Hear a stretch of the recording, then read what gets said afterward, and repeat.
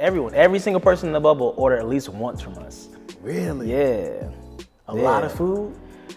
A lot. That's what was so stressful about it, was because when we first got invited to the bubble, they were supposed to order 24 to 36 hours in advance. Man, if you're an NBA player, you're not thinking about what you want to order in 36, 48 hours. So if the pickup time was 5 o'clock, they would call at 4 o'clock, say, what's going on, Josh? Let me get 400 wings, 500 shrimp. What? And we would be like, yo, we don't have that type of food just stored. And so they would get pissed off. Once they had the food, then they were like, oh, it is good. Let's call 36 to 40 hours in advance so we can get our food. After that, it was good. That's a lot of food. It was a lot of food, bro. man. Yeah, because it's like, it was at the peak of it, it was, I think, 430 people inside the bubble. And you got to remember, they only chose 10 restaurants.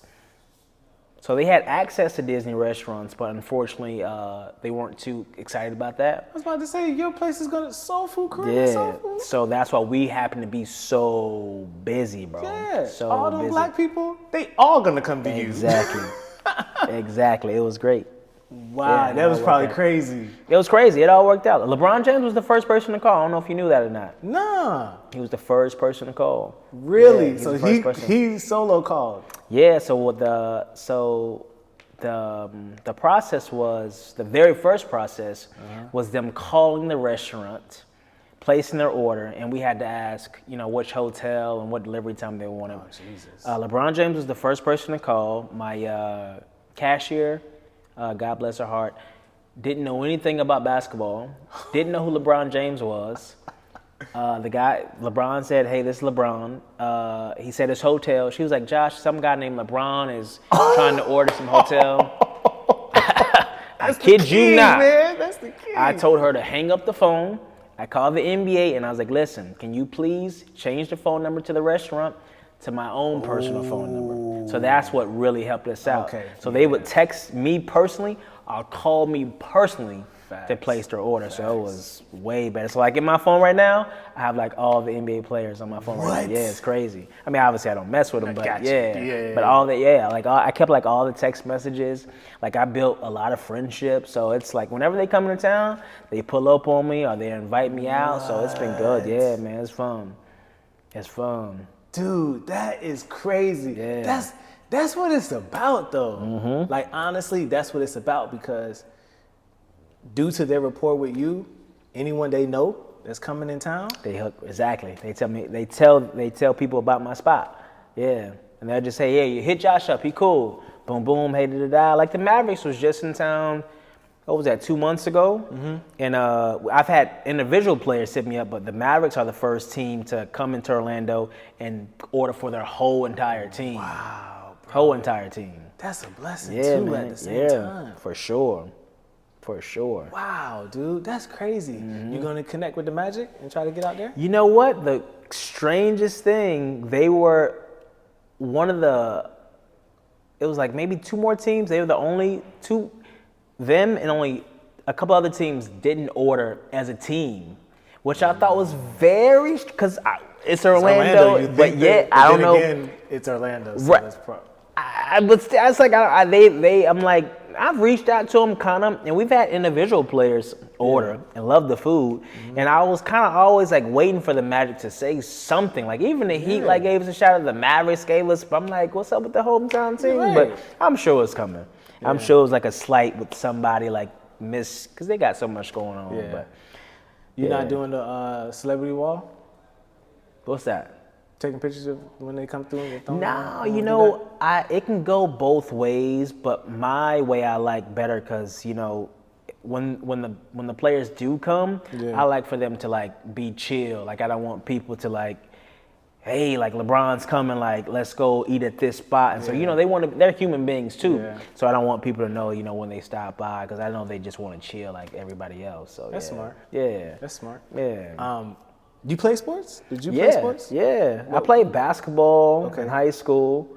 Had a couple of junior college offers out of high school, but I got too big-headed and thought I was going to get Division I. Said no to all the junior colleges. Ooh. Didn't get Division I offers. Went back to the junior colleges. They're like, no. I'm like, great. So, wow. Yeah. And you probably could have did something at J. Cole then made it to D1.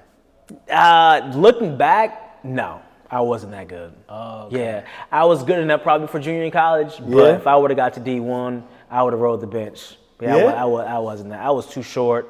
I thought I was I thought. Yeah. But no. In my neighborhood, maybe. But I went to Apopka High School. Okay. And so you from here? Yeah, I'm from here. So yeah, I wouldn't have done much. In my head, I thought I would have done much, but no.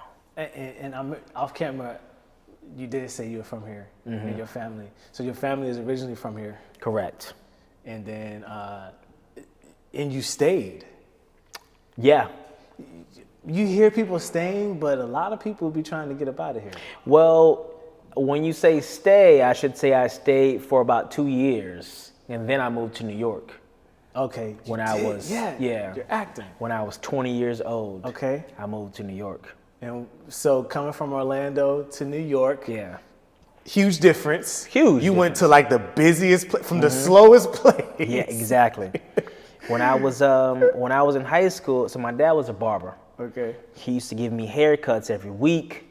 My mom used to tell me females don't like dirty fingernails and females don't like toenails for dirty toenails. So I used to get pedicures and manicures, and my head was always lined up. And I have nothing against gay people at all, but people would call me gay all the time. In Orlando? In Orlando, and I didn't sag my pants. I had I tucked my shirt in sometimes.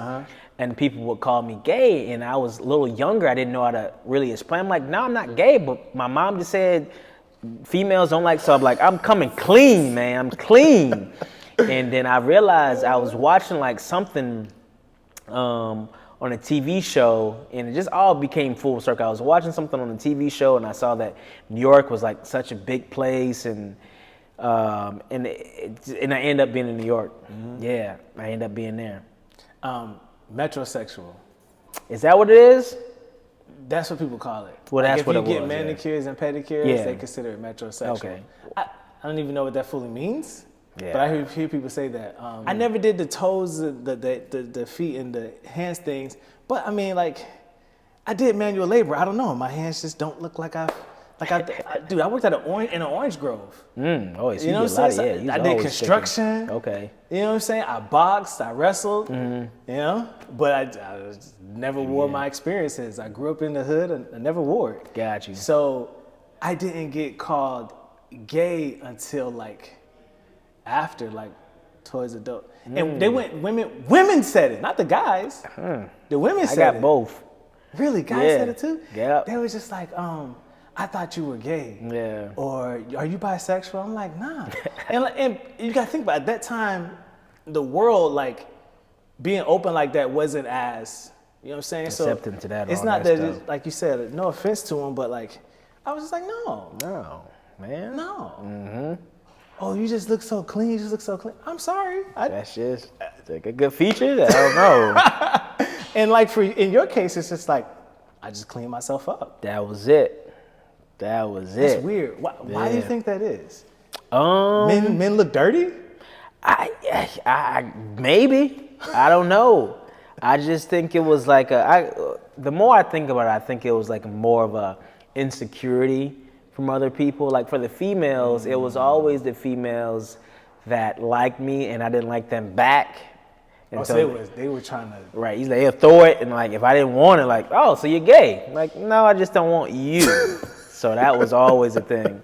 And the dudes yo, you too fresh. I want my haircut every week, you're gay. So it was like that. I think they just wanted, not to say I had it all, but I was a very decent looking guy. So I think they wanted the same. Who wouldn't want to get the haircut every week? Yeah, that's true. Who wouldn't want that? Especially in being black, waves and all that. They wanted that. Yeah. They definitely wanted it. And as much as they made fun of my nails, they wanted their nails to look just as clean, I'm sure. Clean. I'm sure, yeah. It wasn't like I didn't put no nail polish on them Right. like that, but they were clean, man. Clean. I had a manicure before, and the lady put on the nail hardener. Mm-hmm. She put on a nail hardener. It didn't last long, but I mean, she put on the nail hardener, and I had a manicure maybe twice, maybe. Yeah. But I did usually get my eyebrows threaded, not Okay. like shaped. Okay. Like, she wouldn't shape them, but it would just clean up because I'm hairy. Yeah. Like you see, like my hair grows. Yeah. So like bushy eyebrows is always my thing. It was my thing all through school. And as I got older, I would go to like the Spanish barbers.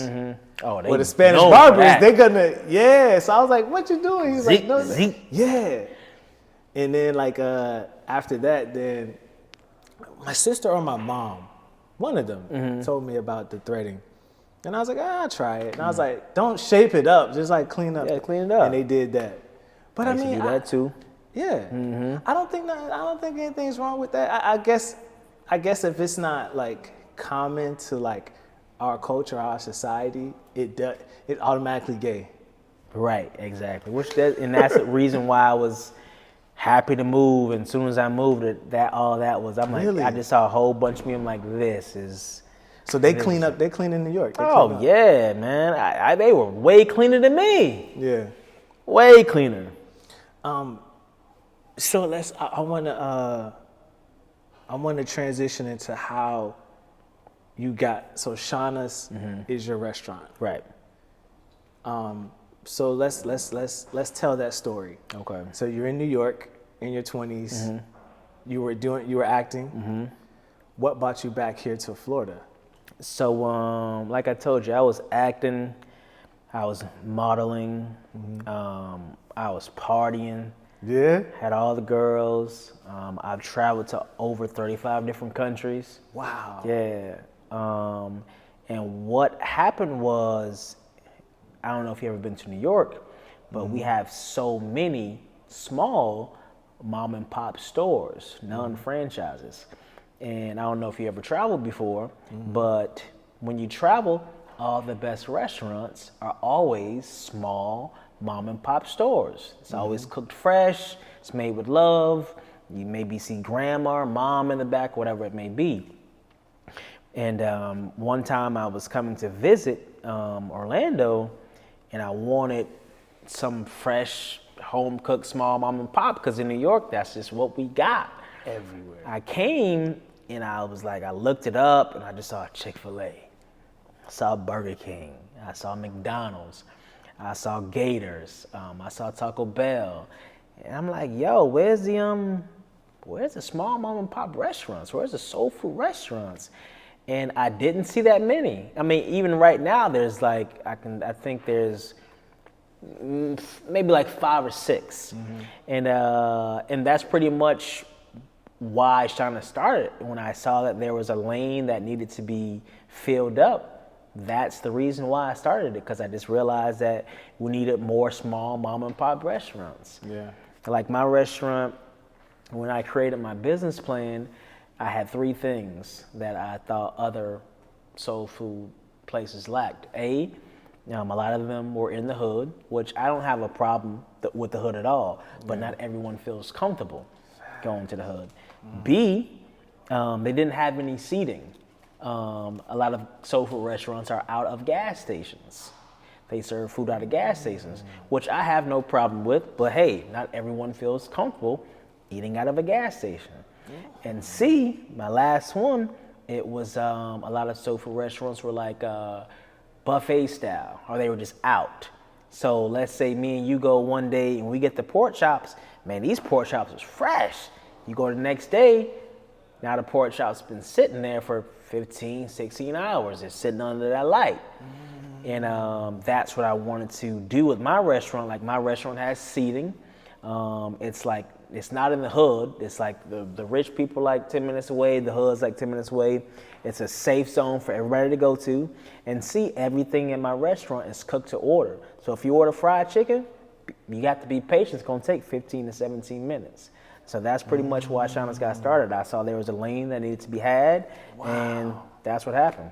you was like, okay, this is where restaurants I've seen, soul food restaurants where I've seen there was a lane, right? And what I hear when you say that is people say that you'll be successful when you become an answer to a problem. Solve somebody's problem, you'll find your success.